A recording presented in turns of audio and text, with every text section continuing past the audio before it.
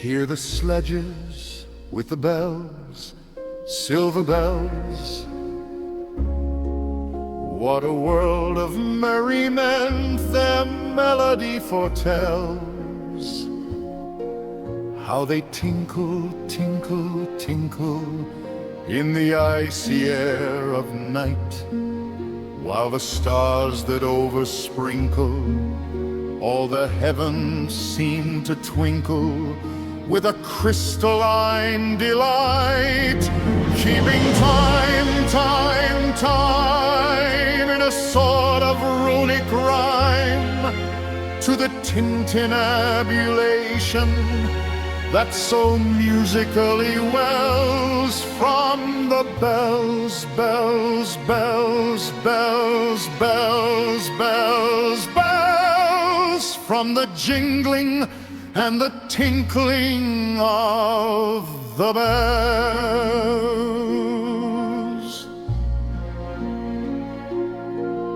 Hear the mellow wedding bells, golden bells. What a world of happiness their harmony foretells. Through the balmy air of night, how they ring out their delight from the molten golden notes and all in tune. What a liquid ditty floats to the turtle dove that listens while she gloats on the moon. Oh, from out the sounding cells, what a gush of euphony voluminously wells. How it swells, how it dwells on the future, how it tells of the rapture that impels to the swinging and the ringing of the bells, bells, bells, of the bells, bells, bells, bells, bells, bells, to the rhyming and the chiming of the bells.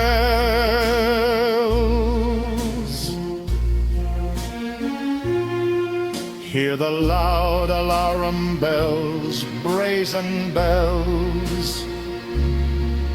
What tale of terror now their turbulency tells.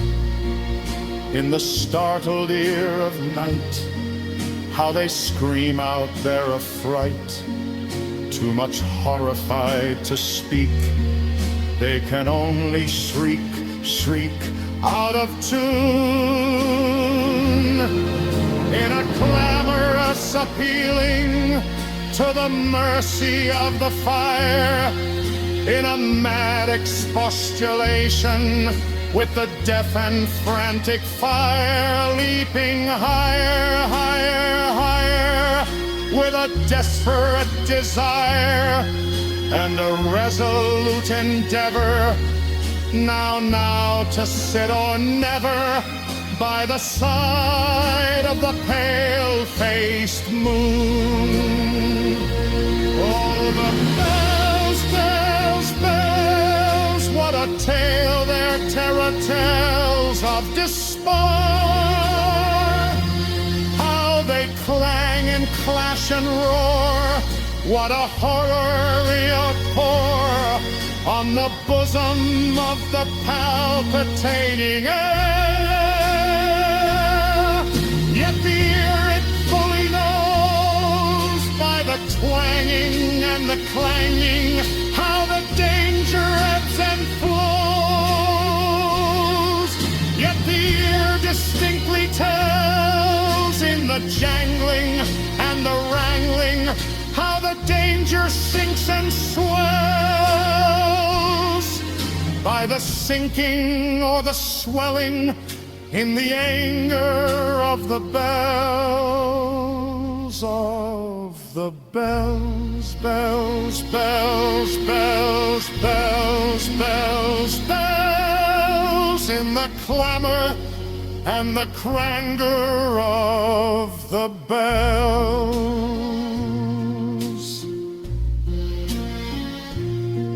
Hear the tolling of the bells, iron bells.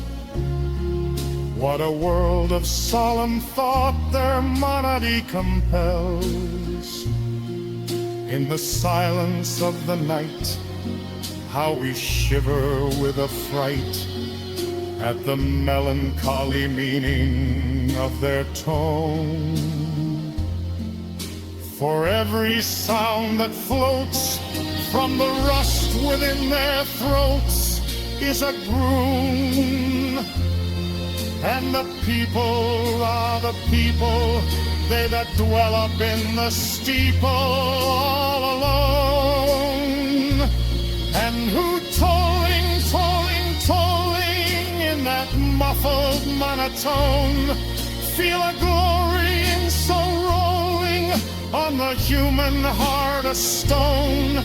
They are neither man nor woman, they are neither brute nor human, they are ghosts, and their king it is who tolls, and he rolls, rolls, rolls, rolls, a paean from the bells, and his merry bosom swells with the paean of the bells,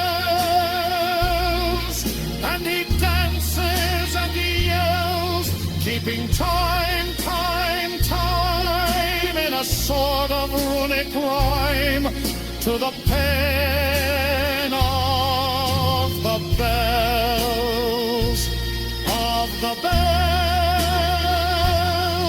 keeping time, time, time, in a sort of runic rhyme, to the throbbing of the bells, bells, bells, to the sobbing of the bells, keeping time, time, time, as he knells, knells, knells, in a happy runic rhyme, to the rolling of the bells, bells.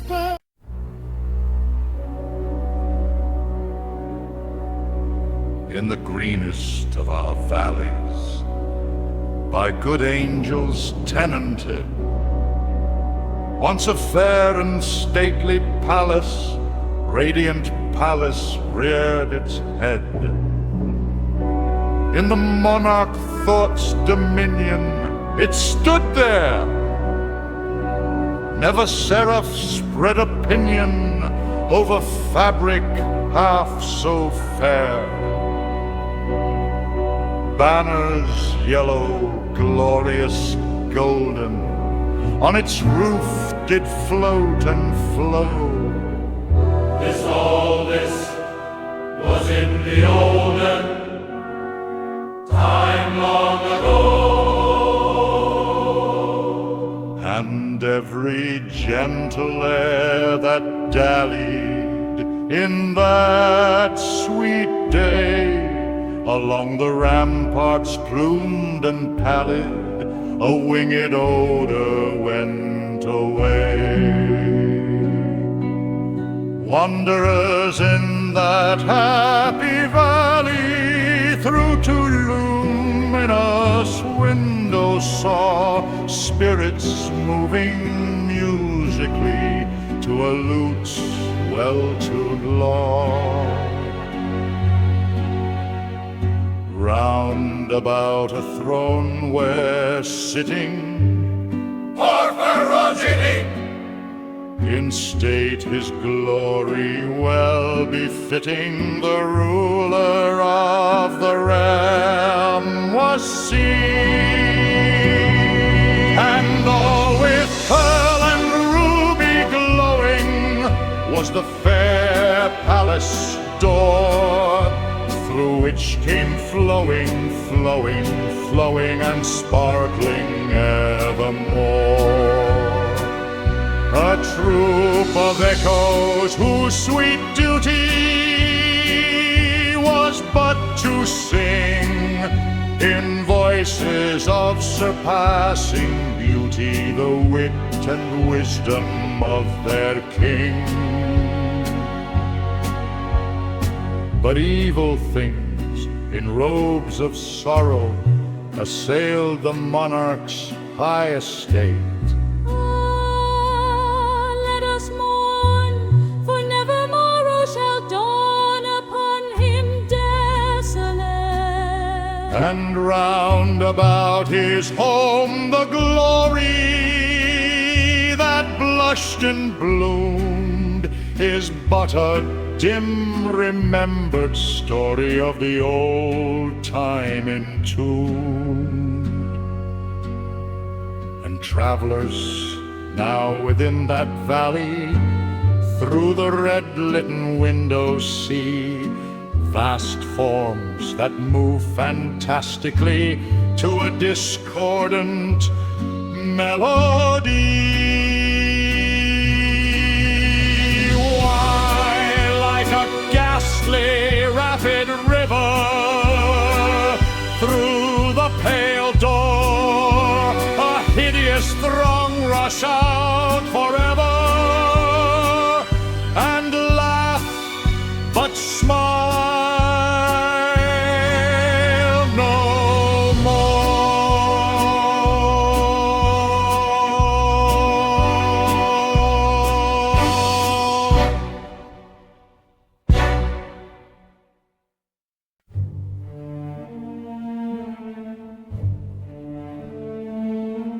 Lo, 'tis a gala night within the lonesome latter years.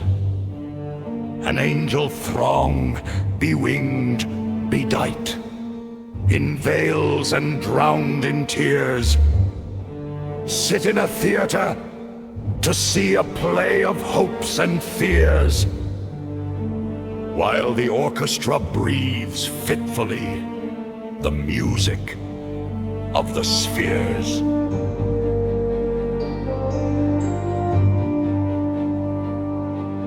Mimes in the form of God on high mutter and mumble low, and hither and thither fly.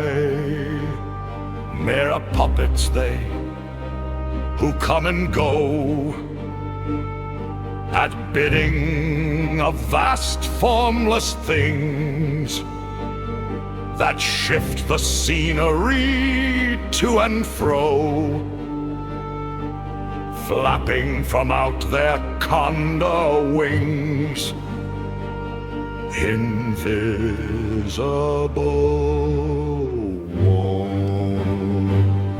That motley drama, be sure, it shall not be forgot,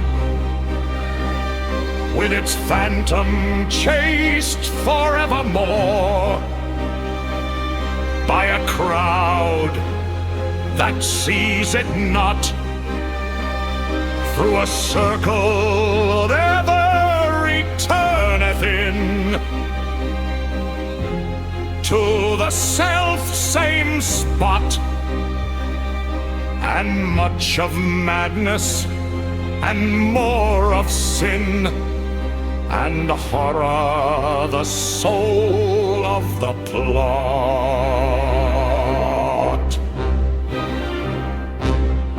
But see, amid the mimic rout,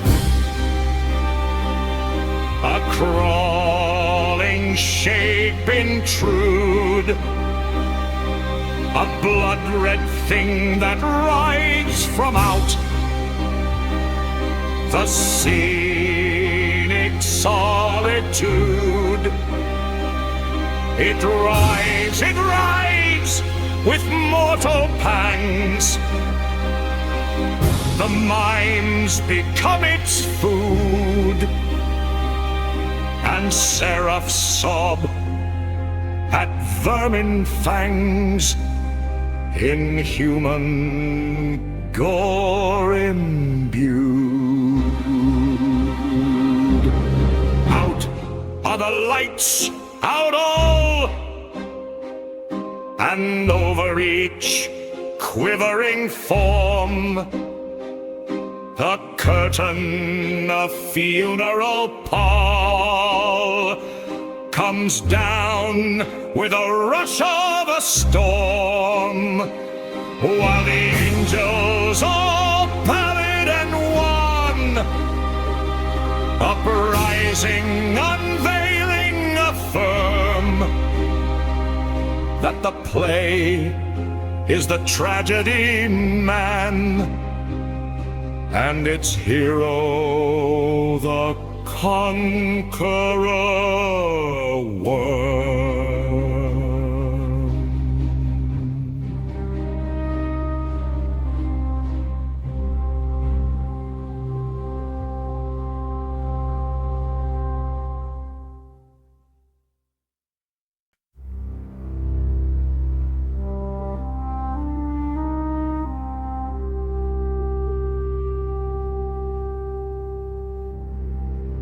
Thy soul shall find itself alone, mid dark thoughts of the gray tombstone.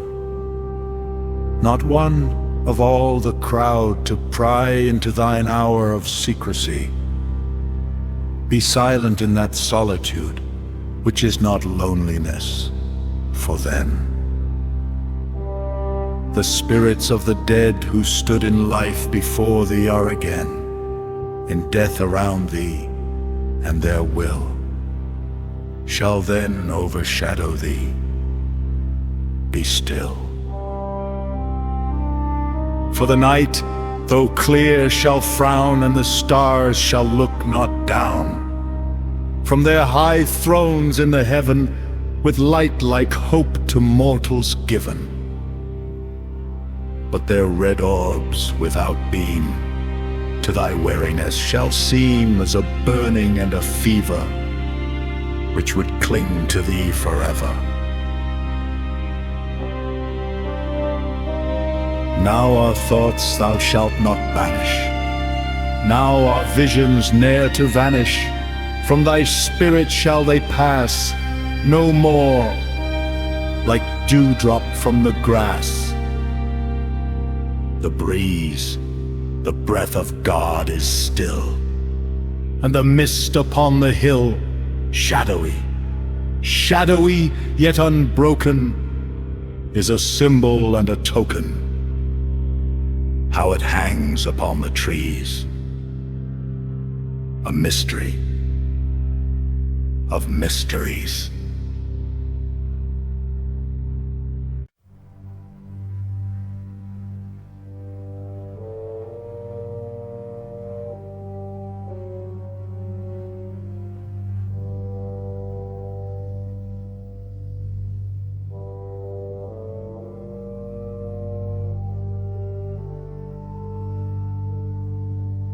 It was many a year ago, in a kingdom by the sea, that a maiden there lived whom you may know by the name of Annabel Lee. And this maiden, she lived with no other thought than to love and be loved by me. She was a child and I was a child, in this kingdom by the sea. But we loved with a love that was more than love, I and my Annabel Lee, with a love that the winged seraphs of heaven coveted her and me. And this was the reason that long ago, in this kingdom by the sea, a wind blew out of a cloud by night, chilling my Annabel Lee, so that her high-born kinsman came and bore her away from me, to shut her up in a sepulchre in this kingdom by the sea.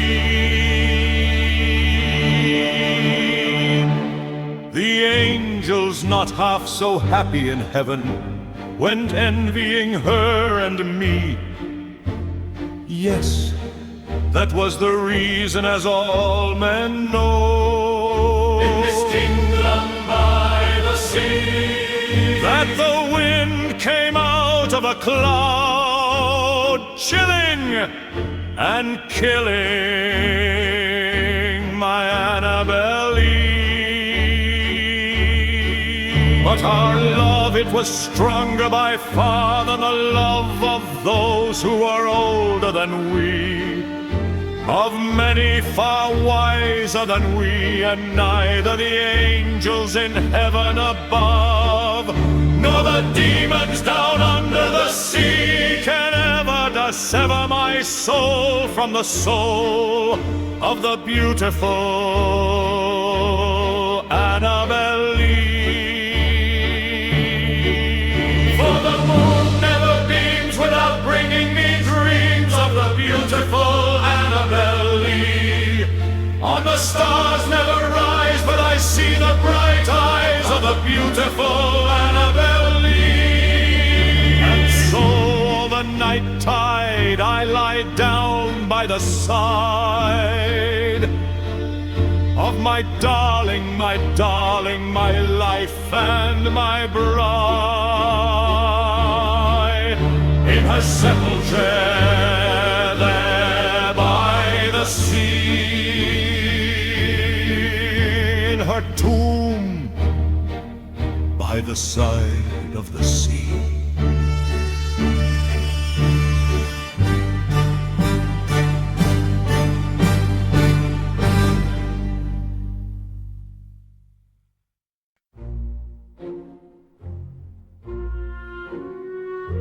Once upon a midnight dreary, while I pondered weak and weary over many a quaint and curious volume of forgotten lore, while I nodded nearly napping, suddenly there came a tapping, as of someone gently rapping at my chamber door. "'Tis some visitor," I muttered, tapping at my chamber door, "only this and nothing more." Ah, distinctly I remember, it was in the bleak December, and each separate dying ember wrought its ghost upon the floor. Eagerly I wished the morrow, vainly I had sought to borrow from my book surcease of sorrow, sorrow for the lost Lenore, for the rare and radiant maiden whom the angels name Lenore, nameless here forevermore. And the silken, sad, uncertain rustling of each purple curtain thrilled me, filled me with fantastic terrors never felt before, so that now, to still the beating of my heart, I stood repeating, "'Tis some visitor entreating entrance at my chamber door, some late visitor entreating entrance at my chamber door. This it is, and nothing more." Presently my soul grew stronger, hesitating then no longer. "Sir," said I, "or madam, truly your forgiveness I implore. But the fact is I was napping, and so gently you came rapping, and so faintly you came tapping at my chamber door, that I scarce was sure I heard you. Here I opened wide the door, darkness there, and nothing more." Deep into that darkness peering, long I stood there wondering, fearing, doubting, dreaming dreams no mortals ever dared to dream before. But the silence was unbroken, and the stillness gave no token, and the only word there spoken was the whispered word, "Lenore." This I whispered, and an echo murmured back the word, "Lenore." Merely this, and nothing more. Back into the chamber turning, all my soul within me burning. Soon again I heard a tapping somewhat louder than before. Surely, said I, surely there is something at my window lattice. Let me see then what their rat is, and this mystery explore. Let my heart be still a moment, and this mystery explore. 'Tis the wind and nothing more.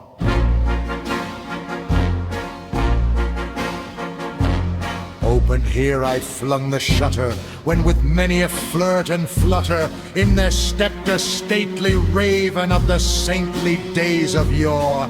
Not the least obeisance made he, not a minute stopped or stayed he, but with mine of lord or lady perched above my chamber door, perched upon a bust of Pallas just above my chamber door, perched and sat, and nothing more.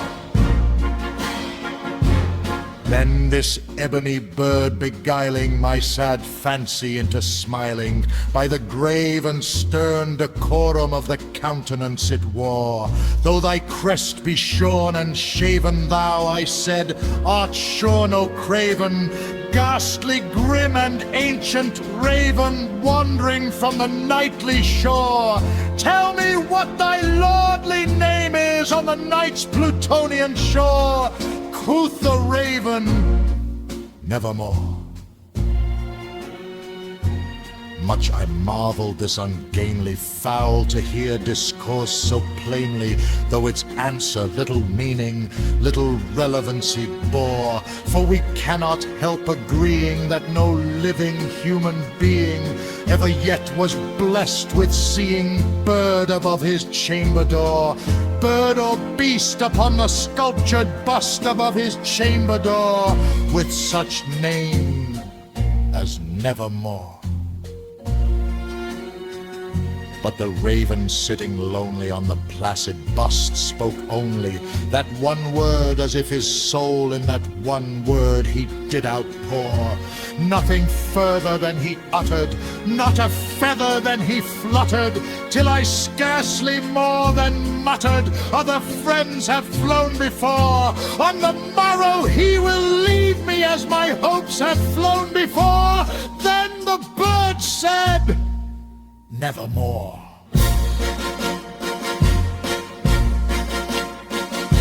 Startled at the stillness broken by reply so aptly spoken, doubtless, said I, what it utters is its only stock and store, caught from some unhappy master whom unmerciful disaster followed fast and followed fastful, till his songs run burden bore, till the dirges of his hope that melancholy burden bore of nevermore. This I sat engaged in guessing, but no syllable expressing to the fowl whose fiery eyes now burned into my bosom's core. This and more I sat divining, with my head at ease reclining on the cushion's velvet lining that the lamplight gloated o'er, but whose velvet violet lining with the lamplight gloating o'er she shall press nevermore. Then methought the air grew denser, perfumed from an unseen censer, swung by seraphim whose footfalls tinkled on the tufted floor. Wretch, I cried, thy God hath lent thee, by these angels he hath sent thee, respite, respite, and nepenthe from thy memories of Lenore. Quaff, oh quaff this kind nepenthe, and forget this lost Lenore. Quoth the raven, nevermore. Prophet, said I, thing of evil, prophet still if bird or devil, whether tempest sent, or whether tempest tossed thee here ashore, desolate yet all undaunted, on this desert